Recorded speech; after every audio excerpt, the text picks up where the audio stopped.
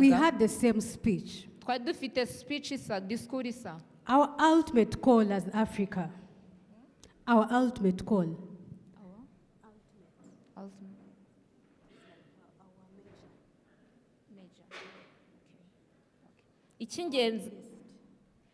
our ultimate call, icy'ingenzi kuri twe, it is to preach the unity of Africa. ni ukuvuga no kwamamaza ubumwe bwa Because Afurika. that will, what will save us and the future generations of Africa. icyo nicyo kizadukiza ndetse kigakiza na Afurika You y'ejo might be hazaza. experiencing it as Abanyamulenge in Congo. mushobora kuba mufite experience nk'abanyamurenge muri Kongo ubu, But even us in Uganda, sometimes when politics are high, natwe muri Uganda iyo politiki iri hejuru, they usually tell us you're supposed to go back to your home in Rwanda. hari igihe batubwira ngo mugomba gusubirayo.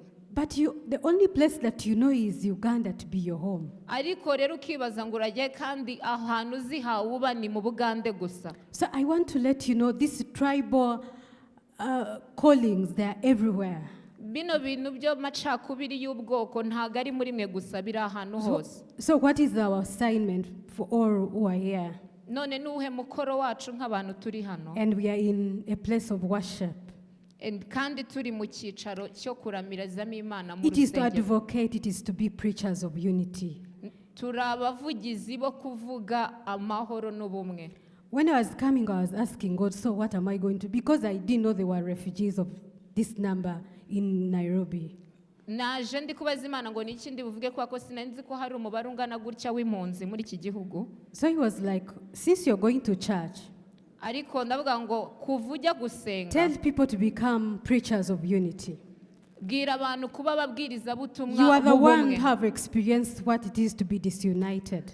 murabizi mufite experience y'amacakubiri So murabyumva. I invite you to become advocates of unity of Africa. kuba abavugizi b'ubumwe muri Afurika, Because that is where our survival is. kubera ko niho twavuye, niho twakiriye.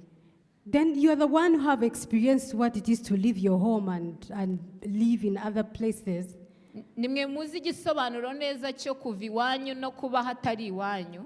So you are the one to preach peace.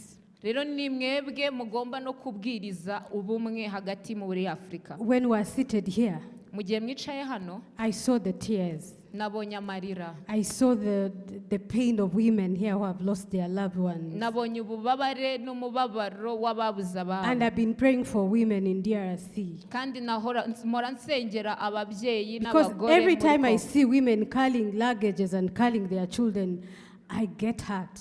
ari igihe cyose mbona abagore n'abadamu bafite imizigo n'abana babo, njya numva mbabaye. So the pastor was saying, who was giving a speech here, The pastor was umuntu wari gutanga discours hano, don't the Congolese Banyamulenge deserve to live?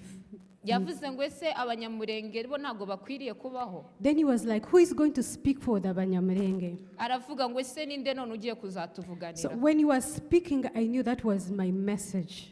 igihe wavugaga nahise numva ko ariyo message Because I yanjye. know God takes us to places to stand for those who cannot stand for themselves. kubera ko nzi ko Imana idutwara ahantu guhagararira ba bandi badashoboye So today kwivuganira. I got clarity of what I'm supposed to do where God has taken me. uyu munsi nabonye umucyo neza ku by'icyo ngomba kuvugaho. It is to advocate for your freedom. ni ukuvuganira amahoro It yanyu, is to advocate for your justice. ni ukuvuganira ubutabera bwanyu, It is to advocate for you to go back to your home. ni ukubavuganira mugasubira mu You gihugu deserve to cyanyu. live.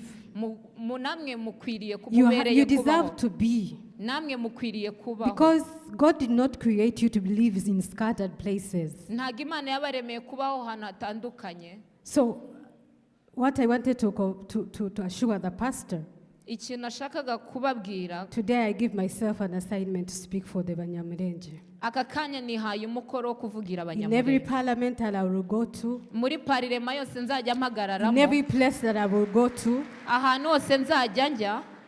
even recently I started a forum for the first ladies of East Africa. nijye nzajya mpagararira, vuba hagiye guhagararira abagore. And what God was telling me ikintu Imana yambwiraga, was, do we ever think of those women from Congo?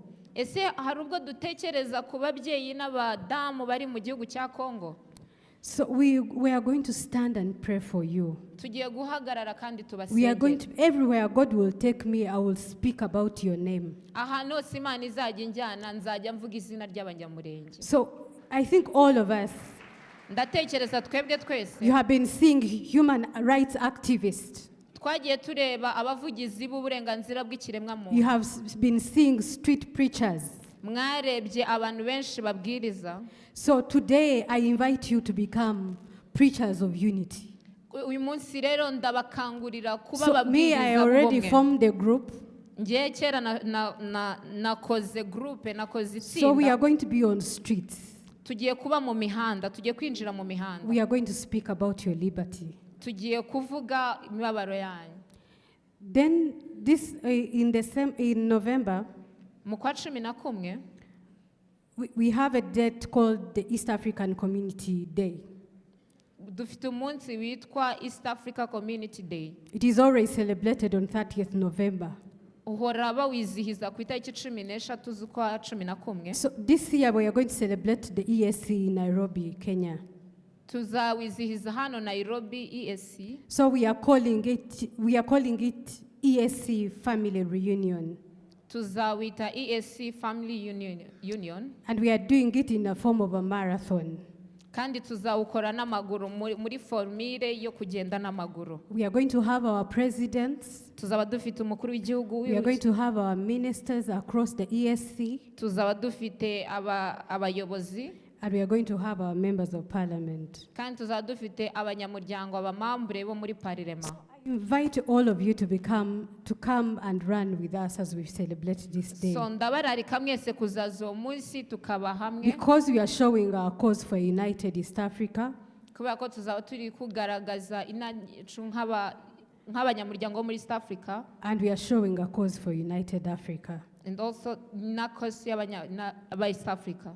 So I am very grateful for this day, rero ndanyuzwe cyane, nshimye Imana and kubw'uyu we munsi, pray for those who went, kandi turasengera abagiye, and we thank God so much for those who have survived. kandi dushima n'Imana ku bwacu To God twasigaye. all things are possible. Ku Mana ibintu byose birashoboka, He's a faithful God. n'Imana yo kwizerwa. Me, I never doubt God. ntago njyewe The ndashidikanya moment ku you're Mana. gathered here, igihe muri hano muteranye He hano, watches and He listens. iri kubibona kandi iri So kubumva. every time you come in His presence, igihe cyose muje muri hano, He listens your tears. Imana yumva amarira yanyu. He will not forsake you for long. ntago izabasiga kubw'igihe You will kirekire, not be in pain for long. ntago izabarekera mu bubabare igihe The kirekire. God of Israel is our God, Imana ya Isiraheli ni Imana and yacu, He will deliver you. kandi izabakiza. He will deliver Africa. izakiza Afurika. We are going to be free from colonial chains tuzava mu minyororo